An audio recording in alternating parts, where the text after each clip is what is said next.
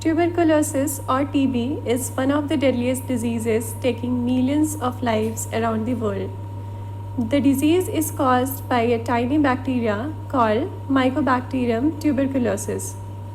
Let's see how this bacterium gets inside the human body and infects us.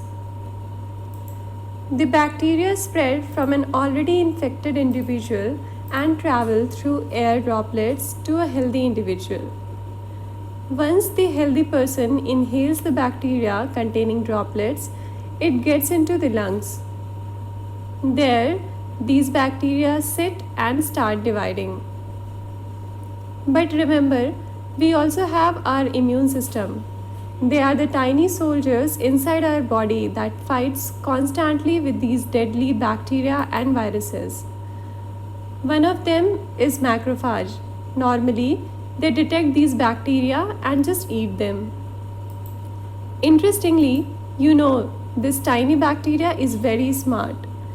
They have lots of weapons and tactics to survive inside human body. In this case, they actually fool the macrophages. Macrophages eat the bacteria but they can't digest them. So, these bacteria make their home inside macrophages and grow happily. Then, our immune system fails to detect those bacteria. Over the time, they divide and make lots of colonies. These colonies are called granules, present inside the lungs. Once these granules are overloaded, they burst out from these and spread to other parts of the body. So, this is so horrific, isn't it? And that is why we need to kill these bacteria to get rid of them. But how do we kill them? We need to observe them very closely. We need to know what do they do in their daily life? What do they do when they are inside the human body? How do they escape from our tiny soldiers of the immune system? For example, if we know exactly how a machine works, we can fix it when it's broken. Similarly, these bacteria also have tiny protein machines which help them to work and live happily inside human body. If we can see these proteins, we can plan to stop these protein machines. And thus, we can stop the deadly bacteria from working or growing inside our body. Yay! So now we know how to kill these nasty bacteria. These strategies are used by scientists across the world to make medicines or drugs for different diseases. Let's see more closely what can we do about it. After many years of research, scientists have understood that these mycobacteria have very thick cell wall around their cell body. This is like a bulletproof jacket for them. This is one of the reasons they are very hard to kill by our body's soldiers. The bacteria have a set of proteins inside them which work like a factory to make the raw materials for their bulletproof jackets.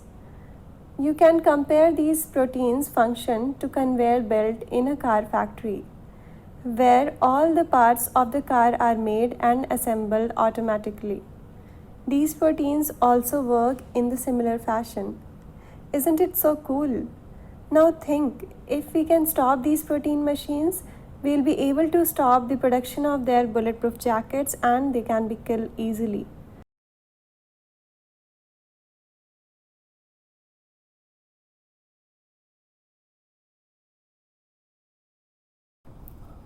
We have solved the structure of such a protein which helps mycobacteria to make raw materials for their bulletproof jackets. Let's see how they look, and we will also try to understand how they work. So this protein is an enzyme. These are the different functional parts of the protein which we have colored differently. Oh, there is something at the center of the protein. Let's see what's that. This is called a ligand. This can be a substrate. In this case, this is a fatty acid bind to adenylate moiety. These are the different atoms which ligand is made up of. This is the sphere representation of the ligand. Here comes the stick representation. You can see the adenine ring, the ribose ring, and the phosphate, and here is the long fatty acid chain. Let's have a look on the secondary structure arrangement. If you have attended the introduction part, you might be aware of alpha helices, beta sheets, loops, etc., which you can clearly recognize here. This is called the active site of the protein, where the ligand is having its crucial interactions with the amino acid of protein. You can see aspartate interacting with the oxygen of ribose ring, the lysine residue interacting with another oxygen in red. So now, since we know where exactly the ligand binds to the protein and the crucial interactions involved for its function, we can easily design a molecule or drug which can bind to the active site of the protein, thus disabling the binding of proper ligand required for the protein to function.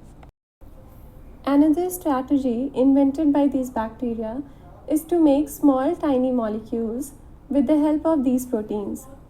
These tiny molecules are like toolbox which help them scavenging food and fight with the immune system inside our body. Similarly, we can also try to stop those proteins which make the toolbox materials. Nice idea. Let's do this together. This is one such protein called PKS, that is polyketide synthase. It has two identical parts which form a dimer. Fatty acid is the raw material used by this protein.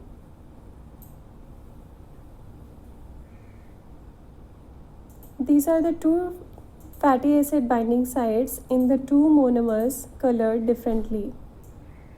Now you can clearly see the yellow colored long carbon chain with carboxyl group at the end in red color. You can also see the secondary structures which line the fatty acid pocket. We will now see how does a protein look in its surface view. Now we will zoom in and will visit the fatty acid tunnel. Let's go inside the tunnel. We can see how long carbon chain of fatty acid in yellow is packed in the binding pocket of protein. This kind of protein factories are used by many bacteria to synthesize antibiotics and several other metabolites. And that is why these are very important for bacteria to survive. So, if we can block its functioning, the bacteria can be easily killed. So, this is the strategy used by scientists across the world to target a protein and design different drugs for many different diseases. These are some of the examples of drugs designed for tuberculosis by scientists after several years of research.